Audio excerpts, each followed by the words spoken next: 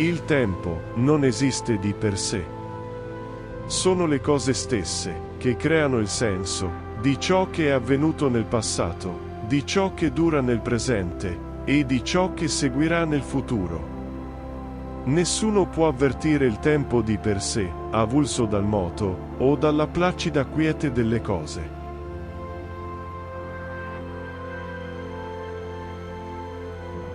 Quando i venti sconvolgono l'immensa distesa del mare, conforta osservare da terra le dure fatiche di un altro. Non perché dia gioia o piacere il fatto che qualcuno sia in affanno, ma perché conforta vedere a quali mali tu stesso sfuggi.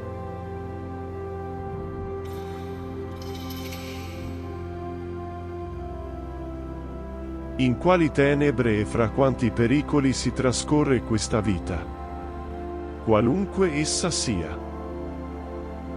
Come si fa a non vedere che quello che la natura reclama altro non è che il dolore stia sempre lontano dal corpo e che la mente possa godere di un senso di gioia, libera dall'angoscia e dalla paura.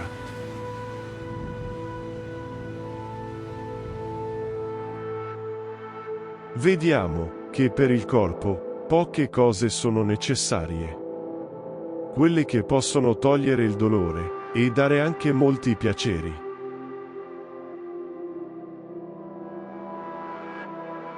Tra amici, sdraiati su un morbido prato, presso un ruscello, sotto i rami di un alto albero, ci si prenda cura con gioia del proprio corpo, soprattutto quando il clima è favorevole e le stagioni cospargono di fiori le erbe verdeggianti.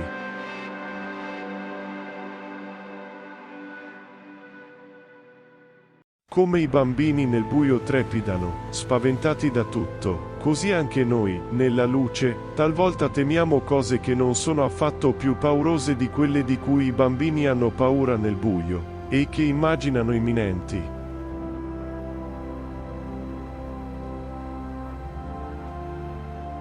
Occorre che questo terrore dell'animo e queste tenebre siano dissipati, non dai raggi del sole o dai lucenti dardi del giorno, ma dallo studio e dalla comprensione della natura.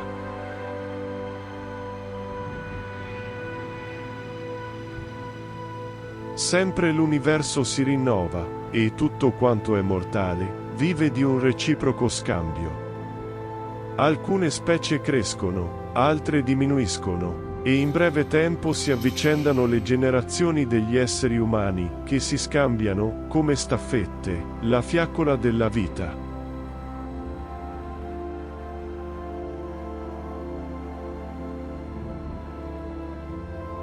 Da dove proviene? Mi chiedo. Questo potere strappato al destino, in virtù del quale procediamo dove il piacere ci guida, e cambiamo direzione, non in un momento preciso del tempo, non in un luogo preciso dello spazio, ma quando lo vuole la nostra mente.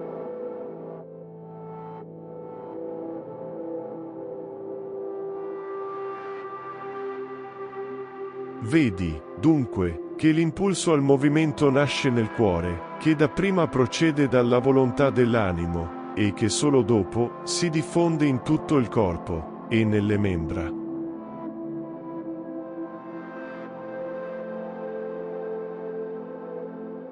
Non vedi, dunque, che sebbene una forza esterna sospinga molte persone, le costringa spesso a procedere contro la loro volontà, e le trascini precipitosamente, c'è tuttavia nel nostro petto qualcosa che può combattere e resistere.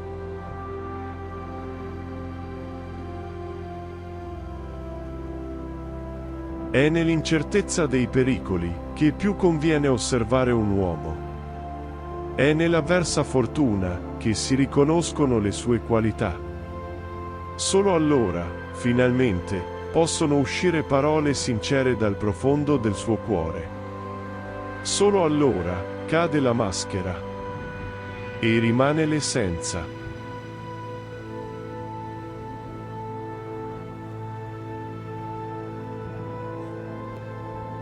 l'avidità e il cieco desiderio di onori che costringono gli uomini a oltrepassare i confini del giusto e, talvolta, complici ed esecutori di misfatti a cercare, giorno e notte, con ogni sforzo, di raggiungere il sommo potere, sono piaghe della vita in gran parte nutrite dalla paura della morte.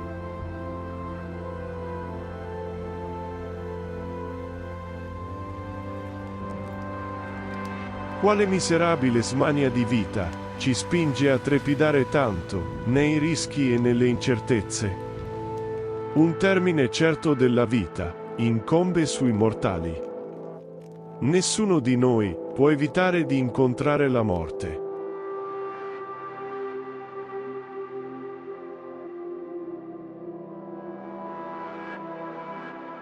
Solo finché è lontano, ciò che tanto desideriamo ci sembra più importante di qualsiasi altra cosa.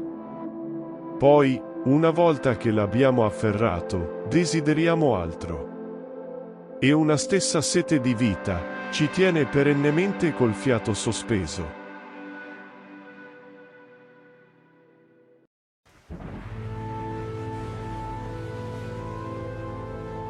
Non sappiamo quale sorte ci riserverà il futuro, che cosa ci porterà il caso, quale esito incomba.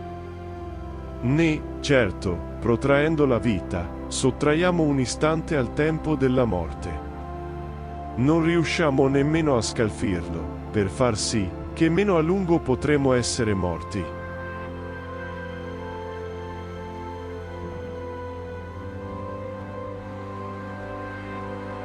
Niente è più difficile del distinguere le verità dalle ipotesi che l'animo aggiunge da sé.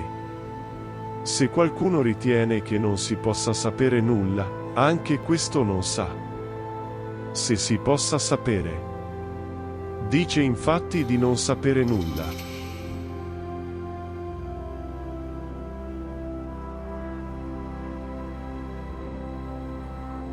La nozione del vero è stata dapprima creata dai sensi, e i sensi non possono essere contraddetti. Bisogna infatti trovare un principio di maggiore certezza, che basti, da solo, a confutare il falso con il vero.